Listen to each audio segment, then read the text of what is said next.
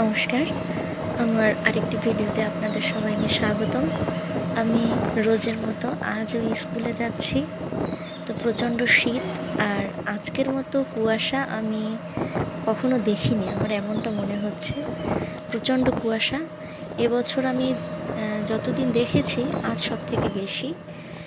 যাই হোক, এই যে রাস্তার পাশে কিছু সেনাবাহিনীদের দেখা যাচ্ছে। আসলে ওনারা শীতকালীন ক্যাম্পেইংয়ে আসছে নদীর ওপারেই। আমি এখনও ব্রিজটা পার হইনি, নদীর ওপারেই ওনাদের ক্যাম্প। এই প্রচণ্ড শীতে কিভাবে তারা নদীর পাড়ে খোলা মাঠে তাঁবু টানিয়ে থাকে, সত্যি তাদের জীবনটা আসলে অনেক কষ্টের। তো দেখেন কি কুয়াশা, কিচ্ছু দেখা যায় না, এবং এত সুন্দর একটা দৃশ্য, প্রচণ্ড ভালো লাগার আসলে। এই যে ব্রিজের উপরে ওনারা লাইন বেঁধে হাঁটছে।